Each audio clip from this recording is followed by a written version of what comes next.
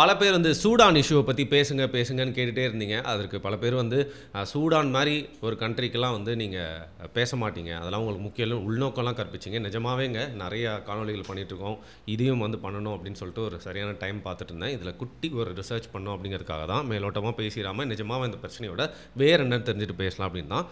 Sudan அப்படிங்கிறது ரொம்ப ரிச்சான கண்ட்ரிலாம் இல்லை. ஆப்வியஸ்லி ஆஃப்ரிக்காவில் வந்து பார்த்திங்கன்னா ஆல்மோஸ்ட் எல்லா கண்ட்ரிலையுமே ஏதாவது ஒரு ப்ராப்ளம் வந்து ஓடிக்கிட்டே இருக்குது. அதற்கு சூடானும் வந்து விதிவிலக்கில் ஹார்ன் ஆஃப் ஆஃப்ரிக்கா அப்படின்னு சொல்கிறாங்க. அப்பேற்பட்ட பகுதியில் இருக்கக்கூடிய ஆஃப்ரிக்கா நாடுகளில் இதுவும் ஒன்று.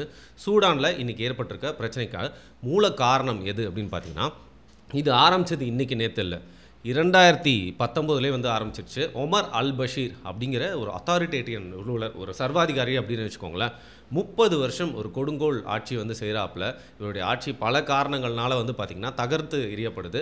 அதற்கப்புறம் வழக்கம் போல் என்ன நடக்கும்னு உங்களுக்கே தெரியும். இராணுவத்தின் கட்பாட்டில் ஆட்சி வந்தாலும் கொஞ்ச நாள்லேயே ஒரு சிவிலியன் கவர்மெண்ட் வந்து எப்படியாவது வரணும், அதாவது மக்களுக்கு தேர்ந்தெடுக்கப்படுற ஒரு நபர் வந்து வரணும்னு சொல்லிட்டு தேர்ந்தெடுத்து ஒரு நபரும் வந்து இருக்கார். அவர் என்ன பண்ணுறாரு அப்படின்னு பார்த்தீங்கன்னா, ஒரு வாரத்துக்கு முன்னாடியே 2 விதமான இராணுவ அமைப்புகள் வந்து உருவாயிருது. இதை ஏற்படுத்தினதே வந்து ஒமர் அல் பஷீர் தான். நான் இங்கேருந்து போகிறேன்னா இங்கே ஒரு பெரிய பிரச்சனையை ஏற்படுத்தி 2 ஃபேக்ஷனை ஏற்படுத்தி டிவைட் அண்ட் ரூல் அப்படின்னு சொல்லுவாங்கள்ல, அதன் மூலியமாக நான் வந்து இங்கே எப்போவுமே பிரச்சனையை வச்சுட்டே இருந்து இந்த பிரச்சனை மூலிமா திருப்பியும் நான் வந்து 30 வருஷம் ஆண்டிருக்கேன், ருசி கண்டுட்டேன், எப்படி விடுவேன்னு சொல்லிட்டு அவர் பண்ணி வச்சுட்டு போன அந்த பிரச்சனை தான் வந்து பார்த்திங்கன்னா அடுத்தடுத்து இந்த பிரச்சனைக்கான மூலக்காரணம் 2 அமைப்புகள் தான். ஒன்று SAF, இவங்க வந்து பார்த்திங்கன்னா சூடான் ஆர்ம்டு ஃபோர்ஸ். இவங்க மரபு வழியான இராணுவம், சூடானோட வந்து இராணுவமாக இருக்கிறவங்க. இவங்க வந்து பார்த்திங்கன்னா கொஞ்ச நாள் வந்து ஆட்சி செய்கிறாங்க. இதற்கு எதிராக வந்து ரேபிட் சப்போர்ட் ஃபோர்ஸஸ் அப்படிங்கிற அவங்களும் ஒரு பாராமிலிட்ரி ஃபோர்ஸ் மாதிரி வந்து பார்த்திங்கன்னா அவங்களும் வந்து வராங்க. ஒரு மிலிட்டன்ட் குரூப்பாக தொடங்கி வந்து ஒரு பெரிய இராணுவ அமைப்பாக அவங்களும் வந்து மாறிடுறாங்க. ஸோ இந்த SAF vs RSF இந்த 2 தான் பார்த்திங்கன்னா வந்து சண்டை போட்டு இன்றைக்கி சூடானில் ஒரு பேரழிவை ஏற்படுத்தியிருக்கு. நான் ஏற்கனவே சொன்னேன், இந்த ஒரு சிவிலியன் கவர்மெண்ட் அறிஞ்சு ஒருத்தர் வந்து தலைவராக இருந்து நாட்டை வந்து ஆண்டுகிட்டு இருக்காரு. அவர் என்ன சொல்கிறாரு அப்படின்னு பார்த்தீங்கன்னா, இந்த SAF மரபு வழி இராணுவத்துக்கூடவே வந்து RSF வந்து கொஞ்ச நாளில் வந்து இணைச்சிருவோம், ரெண்டுமே சேர்ந்து ஒரே மிலிட்ரியாக வந்து மாறிடும் அப்படின்னு சொல்கிறாரு. அதற்கான ஒரு காலக்கேடும் வந்து சொல்கிறாரு. ஆனால் அந்த காலக்கேட்டை சொன்ன மாதிரி வந்து அவர் செய்யலை அப்படிங்கிறதுனால திருப்பியும் இந்த 2 மிலிட்ரி ஃபோர்ஸஸ்க்கு வந்து போராட்டம் நடக்குது. இதில் வந்து பார்த்திங்கன்னா திருப்பியும் இவருடைய ஆட்சியும் வந்து கவிழ்க்கப்பட்டு நாடு முழுக்க இந்த ஒரு வார்க்குள்ளே வந்து தள்ளப்பட்டு, அதாவது சிவில் வார் ஆரம்பித்து இன்றைக்கு வரைக்கும் வந்து போயிட்டுருக்கு. SAF RSF முதல்ல இவங்களை பற்றி வந்து தெரிஞ்சுக்கலாம். SAF வந்து ஒரு மரபு வழி இராணுவமாக இருந்தாலும் RSF அவங்களை எப்படி பார்க்குறாங்க அப்படின்னா வந்து பொலிட்டிக்கலி ரொம்ப கரப்டட், ஒரு அரப் இலைட்டோட சப்போர்ட்டை பெற்றவங்க, அவங்களோட மனநிலை கொண்டவங்க அப்படிங்கிறது மட்டும் இல்லாமல் RSFக்கும் வந்து பார்த்திங்கன்னா டிஃப்ரெண்ட் சித்தாந்தங்கள் இருக்குது. அதாவது இந்த பியூரிட்டானிசம் சொல்லுவாங்க, இனப்படுகொலைன்னு சொல்லுவாங்கல்ல. RSFை பொறுத்த வரைக்கும் சூடான்ற நாட்டில் சில இனங்கள், சில ரிலீஜியஸ் பீப்புள் மட்டும்தான் இருக்கணும் அப்படிங்கிறதுல அவங்க ரொம்ப கொடூரமாக கட்டுப்பாடோட பல பேரை வந்து பார்த்திங்கன்னா வந்து அடைச்சி வைக்கிறது மட்டும் இல்லாமல் பல கொலைகளையும் வந்து பண்ண ஆரம்பிச்சிட்டாங்க. இவங்க 2 பேர் போட்ட சண்டையில் இன்னைக்கு வரைக்கும் வந்து பார்த்திங்கன்னா 1,50,000 சூடானியர்கள் வந்து கொல்லப்பட்டிருக்காங்க. ஸோ இவ்வளோ உயிர்கள் போயிருக்கிறது மட்டும் இல்லாமல் இதனால் ஏற்பட்ட டேமேஜ் அப்படிங்கிறது ஏராளம். குறிப்பாக இவங்களோட ப்ராமினன்ட் சிட்டியான டார்ஃபர் சிட்டியில் வந்து இப்போ நடந்துட்டு இருக்க வார் தான் வந்து ரொம்ப அதிக லெவலில் பீக்கில் வந்து போயிட்டுருக்கிறது. உயிர் சேதங்கள் மட்டும் இல்லாமல் திரும்பவும் சூடான் அப்படிங்கிற நாடு மீண்டெழுந்து நார்மலான ஒரு இடத்துக்கு வர முடியுமா, நார்மலான ஒரு நிலைக்கு வர முடியுமா அப்படின்ற கேள்விக்குறியாக இருக்குது. உலகமே வந்து உற்று நோக்கிட்டு இருக்கு சூடானை. ஆல் ஐஸ் ஆன் சூடான் அப்படின்னு சொல்லிட்டு சமூக வலைதளங்களில் கொத்துக்குறிகளை போட்டு பல பேரும் ஆல் ஐஸ் ஆன் சூடான் அப்படின்னு சொல்லி இந்த நாட்டை பற்றி நம்ம கொஞ்சம் பேசணும், பார்க்கணும், இங்கே நடக்கிற அந்த அக்கிரமங்கள்லாம் வெளியில் வரணும், முதல்ல வந்து UN தலையிட்டு அது வந்து நிறுத்தணும், உலக நாடுகள் இந்த பிரச்சனைக்கு ஒரு தீர்வு கொண்டு வரணும் அப்படிங்கிற மாதிரி பல பேர், பல தரப்பட்டவங்கள, பல நாட்டை சார்ந்தவங்களும் இது குறித்து வந்து பேச ஆரம்பிச்சிருக்காங்க. இப்போ ஏற்பட்டிருக்கிற இது வந்து பார்த்திங்கன்னா 2009 ஆரம்பித்தாலும் 2023 இது ரொம்ப அதிகமாக போயிட்டுருக்கு இன்னைக்கு வரைக்கும். அப்படிங்கிறனால ஏற்கனவே இவங்களோட நாடுக்கு பெரிய ஒரு முன்னேற்றம், கட்டமைப்பு, உணவு வசதி, அதாவது விவசாயம்லாம் சரியாக செய்யாதனால,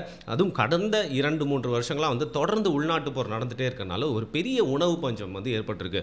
ஹார்ன் ஆஃப் ஆஃப்ரிக்காவில், அதாவது ஆஃப்ரிக்காவில் ஒரு பெரிய பஞ்சம் வந்து ஏற்பட்டிருக்கு இதுக்கு முன்னாடி. ஆனால் கடந்த 40 வருடங்களில் இதுவரைக்கும் ஏற்படாத அளவுக்கு ஒரு பெரிய உணவு பஞ்சம் ஏற்பட்டு பல குழந்தைகள் கடந்த 1.5 வருஷமாக வந்து பார்த்திங்கன்னா ஒரு வேளை சாப்பாடு கூட வந்து சாப்பிடாமல் இருக்கிறதா வந்து சொல்லப்படுறாங்க. அது எப்படிங்க ஒரு வேளை சாப்பாடு சாப்பிடாமல் இருப்பாங்க அப்படின்னு கேட்டிங்கன்னா நினச்சி கூட பார்க்க முடியல. பல லட்சம் குழந்தைகள் கடந்த 1.5-2 வருஷமாக வந்து சாப்பாட்டுக்கே வழி இல்லாமல் இருக்காங்க. அண்ட் பல இடங்களில் விவசாயமும் நடக்கலை. அப்படி விவசாயம் நடந்தும் வந்து பார்த்திங்கன்னா அந்த தானியங்களோ அந்த உணவுப் பொருட்களோ வந்து இன்னொரு இடத்துல போய் சேரல அப்படிங்கிறனால ஒரு பெரிய ஃபெமின், உணவு பஞ்சம் ஏற்பட்டிருக்கு. திருப்பியும் வந்து விவசாயமே செய்ய முடியாத லெவலுக்கு ஏற்பட்டிருக்கு.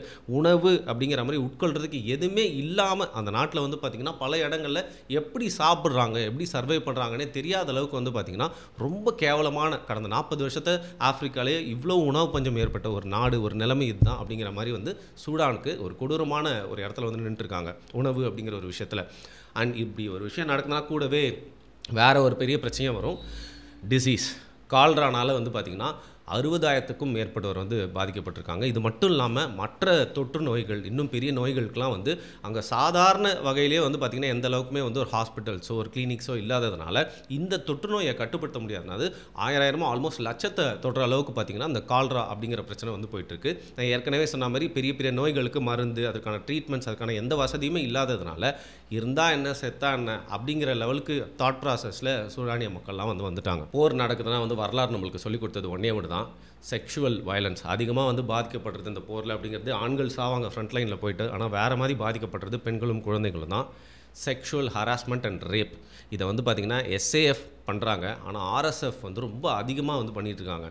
ஒருவேளை இந்த ஆர்எஸ்எஃப் வந்து ஒரு சிட்டியை பிடிக்கிறாங்க அப்படின்னா அந்த சிட்டியில் இருக்க வேணாம்னு நினச்சி அங்கேருந்து தப்பிச்சு ஓடினா, இல்லை எஸ்ஏஎஃப்க்கு சப்போர்ட் பண்ணுறவங்க தான் இருந்தால், இல்லை ஆர்எஸ்எஃப்க்கு ஒத்துழைச்சு அவங்களுக்கு சப்போர்ட் பண்ணாமல் போயிட்டீங்க அப்படின்னா ஏதாவது ஒரு காரணத்துக்காக வந்து பார்த்திங்கன்னா அதையும் தாண்டி ஒரு லஸ்ட்டுக்காக இந்த போர் சூழலில் அவங்களெல்லாம் வந்து பார்த்திங்கன்னா அவங்களோட வீக்னஸை பயன்படுத்தி பெண்கள், குழந்தைகள், அதாவது சிறுமிகள்லாம் வந்து ரேப் பண்ணப்படுறாங்க. ரேப் பண்ணிட்டு மட்டும் இல்லாமல் அதுக்கப்புறம் அவங்க கொலை செய்யவும் படுறாங்க. இது தொடர்ந்து நம்ம பேசுகிற இந்த நாளில் கூட வந்து நடந்துகிட்ருக்கு. அண்ட் பெரிய டிஸ்பிளேஸ்மெண்ட் இந்த வார்னால வந்து பார்த்திங்கன்னா அப்பா விட்டா போதும், இது எங்கள் நாடே இல்லைடா, எங்களுக்கு வேறு ஏதாவது ஒரு இடத்துல வந்து கொஞ்சோண்டு சாப்பாடு கிடைச்சாலும் இருக்கிறதுக்கு ஒன்றறதுக்கு ஒரு இடம் கிடைச்சாலும் அப்படின்னு சொல்லிட்டு எல்லா நாட்டையுமே வந்து போர் வந்தால் நடக்கிறதுனே பக்கத்தில் இருக்கக்கூடிய நெய்பரிங் கண்ட்ரீஸ்க்கெலாம் வந்து படையெடுத்து எப்படி தான் போகிறதுன்னு வழி தெரியாமல் நடந்து கூட போகிறோம், நாங்கள் பல 1000 கிலோமீட்டர் கூட நடந்து போகிறோம்னு சொல்லிட்டு பக்கத்தில் இருக்க நாடுகளுக்கெலாம் போயிட்டு தஞ்சம் புகுந்திருக்காங்க.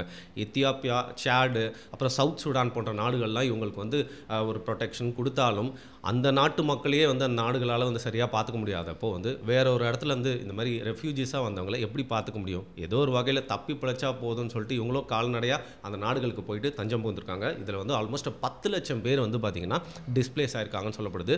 இது ரீசன்ட் ஹிஸ்ட்ரியில் நடந்த ஒரு பெரிய டிஸ்பிளேஸ்மெண்ட். அதாவது மக்கள் வந்து ஒரு இடத்துலேருந்து இன்னொரு இடத்துக்கு போர்னால இடம்பெயர்ந்து போகிறாங்க அப்படின்னா அது ரீசெண்டாக ஏற்பட்ட ஒரு பெரிய டிஸ்பிளேஸ்மெண்ட் அப்படின்னு சொல்லலாம். சரி, இதுக்கு நம்ம மூல காரணமாக அந்த ஒமர் அல் பஷீர் அவருடைய அத்தாரிட்டேரியன் ரூலு, அவர் பண்ணிட்டு போன டிவைட் அண்ட் ரூல் பாலிசி அப்படின்னு சொன்னால் கூட இதற்கு பின்னாடி ஒரு பெரிய உலக அரசியல் இருக்குங்க. ஆக்சுவலாக வந்து பார்த்திங்கன்னா சூடானில் நடக்கிற அந்த சிவில் வார் அப்படிங்கிறது அவங்க இட்டு இருக்க ஒரு போர், அவங்களுக்குள்ளே நடக்கிற ஒரு சண்டையோ இல்லைங்க. வெளியிலேருந்து இயக்கப்படுற ஒரு மனிதாபிமானத்துக்கே எதிரான மற்ற நாடுகளோட கைப்பாவையாக சூடானியர்களை பயன்படுத்தி நடத்தப்படுற ஒரு போர் தான். உதாரணத்துக்கு நம்ம எஸ்ஏஎஃப்க்கு வந்து பார்த்திங்கன்னா சப்போர்ட் பண்ணுற கண்ட்ரிஸ்லாம் வந்து Turkey and Egypt and Saudi Arabia வந்து சொல்லவே தேவையில்லை. அவங்க இந்த போரை வந்து பயன்படுத்திக்கிட்டு என்ன பண்ணுறாங்க, இந்த எஸ்ஏஎஃப், ஆர்எஸ்எஃப் 2 பேருக்குமே வந்து ஃபண்ட் பண்ணுறாங்க, 2 பேருக்குமே வந்து சப்போர்ட் பண்ணுறாங்க. அவங்கள பொறுத்தவரைக்கும் இதன் மூலியமாக எதாவது லாபம் வருமானு பார்க்குறாங்க. இப்போ டர்க்கி, ஈஜிப்ட்லாம் எடுத்துக்கிட்டிங்கன்னா அவங்களோட சுய லாபத்துக்காக அந்த ரீஜனில் ஒரு கண்ட்ரோல் வச்சுக்கணும், அங்கே இருக்கிற போர்ட்ஸ்க்கு வந்து போயிட்டு வரணும், அண்ட் சில கோல்டு ரிசர்வ்லாம் இருக்குது, அதை ஆர்எஸ்எஃப் கிட்டேருந்து பிடுங்கி இந்த கோல்டெல்லாம் நம்ம நாட்டுக்குள்ளே கொண்டு வந்துடணும்னு சொல்லிட்டு டர்க்கியும் வந்து இவங்களுக்கு வந்து சப்போர்ட் பண்ணிட்டுருக்காங்க. ஆனால் ஆர்எஸ்எஃப்க்கு வந்து பார்த்திங்கன்னா சூடானியர்களே பெரும்பான்மையாக வைக்கக்கூடிய ஒரு குற்றச்சாட்டு, ஆர்எஸ்எஃப்க்கு யுனைடெட் அரப் எமிரேட்ஸ் UAE வந்து பார்த்திங்கன்னா டைரெக்டாக சப்போர்ட் பண்ணுறது மட்டும் இல்லாமல் அவங்களுக்கு நவீன ஆயுதங்களை வழங்கி இந்த போரை வந்து உயிர் போட வச்சுருக்காங்க. இதில் UAE வந்து ஒரு பெரிய குற்றம் மாட்டிருக்காங்க. இந்த போர் குற்றத்துக்கு இங்கே நடக்கிற இனப்படுகொலைக்கு UAE அந்த நாடு வந்து ஒரு பெரிய காரணம் அப்படின்னு சொல்லிட்டு சூடானியர்கள் எல்லாமே வந்து, அதாவது எஸ்ஏஎஃப் சப்போர்ட் பண்ணாதவங்க எல்லாருமே வந்து ஆர்எஸ்எஃப் வந்து சப்போர்ட் பண்ணி UAE தான் இந்த போரை நடத்துதுன்னு சொல்கிறாங்க. அது மட்டும் இல்லை, லிபியா, ரஷ்யா போன்ற நாடுகளும் வந்து ஆர்எஸ்எஃப் வந்து ஃபண்ட் பண்ணுறது மட்டும் இல்லாமல் எப்படியாவது அது மூலிமா குளிர்காலம்னு நினைக்கிறாங்க. அப்படி என்னப்பா குளிர் காஞ்சிட போகிறாங்க, ஏன் இந்த கண்ட்ரிஸ்லாம் அப்படி வந்து யோசிக்குது, செயல்படுது அப்படின்னு கேட்டிங்கன்னா எல்லாமே தங்கம் தாங்க. நான் ஏற்கனவே சொன்ன மாதிரி அந்த ரீஜனில் ஒரு கைப்பாவையை வச்சு அதை ஆட்டு வச்சு அந்த கண்ட்ரியை வந்து இன்டெரக்டாக கண்ட்ரோலில் வச்சுக்கணும், அந்த கடல் வழியை வந்து நம்மளதாக்கிக்கணும், அங்கே இருக்கிற போர்ட்ஸ் எல்லாம் வந்து பார்த்திங்கன்னா கண்ட்ரோல் பண்ணணும். அப்படிங்கிறதையும் தாண்டி இங்கே வந்து கோல்டு வந்து அவ்வளோ கொட்டி கிடக்கு. எந்த அளவுக்குன்னு பார்த்தீங்கன்னா உலகத்திலே 3வது பெரிய அன்டாப்டு கோல்டு ரிசர்வ் வந்து இந்த சூடானில் தான் இருக்குது. அந்த வகையில் ஆர்எஸ்எஃப் வந்து இந்த கோல்டு மைன்ஸ்லாம் எங்கே இருக்கோ அதெல்லாம் வந்து கைப்பற்றிட்டாங்க. ஒரு ரீஜனை வந்து பார்த்திங்கன்னா நம்ம எஸ்ஏஎஃப் கட்டுப்படுத்தி வச்சுருக்காங்கன்னா, இன்னொரு பக்கம் நம்ம ஆர்எஸ்எஃப் வந்து கோல்டு மைன்ஸ், கோல்டு இருக்கிற ரீஜன்லாம் கட்டுப்படுத்தி வச்சுட்டு ஒரு பாயிண்ட் ஆஃப் டைமில் மரபு வழி இராணுவமான எஸ்ஏஎஃபோட ஆர்எஸ்எஃப் வந்து ரொம்ப அதிகமாக போயிட்டாங்க. ஏன்னா கோல்டு இருக்குல்ல, அந்த கோல்டுக்காக மற்ற நாடுகள், நான் சொல்ல நாடுகள்லாம் வந்து இவங்களுக்கு ஹெல்ப் பண்ணுறாங்க. நவீன ஆயுதங்களை வழங்குறது மட்டும் இல்லாமல் இந்த போரை தொடர்ந்து வந்து உயிர்ப்போட வச்சுக்கணும் அப்படிங்கிற மாதிரி துரோகத்தை வந்து பண்ணிட்டு இருக்காங்க. எனிவே எது எப்படியோ இப்படி நல்லா அந்தந்த நாடுகள்ல இருக்க பிரஜைகள்லாம் அமைதியா இருக்கும்போது, இன்னொரு நாட்ட வந்து தங்களோட அரசியலுக்காக இப்படி அழிச்சு, இன்னைக்கு பல குழந்தைகள் பட்டினியில சாவறது, பல பேர் ரேப் பண்ணப்பட்டது அப்படின்னு சொல்லிட்டு, உலகத்திலே ஒன் ஆஃப் த பேசப்படக்கூடிய ஒரு பிரச்சனை. பட் பலரால வந்து பேசாம இருக்கக்கூடிய, மறைக்கப்படுற ஒரு பிரச்சனையா இருக்கு. நம்ம நாட்டுல இன்னைக்கு வந்து அமைதிய நம்ம வந்து அனுபவிச்சுட்டு இருக்கனால, சூடான்ல என்ன நடக்குது அப்படிங்கிறத நம்மளால உணர முடியல. இது கடந்த 3 1/2 வருஷமா நடந்துட்டே இருக்கு. இன்னைக்கு உச்சத்த அடைஞ்சிருக்கு. என்னைக்கு தான் முடியும்னு கடவுளுக்கு மட்டும் தான் தெரியும்.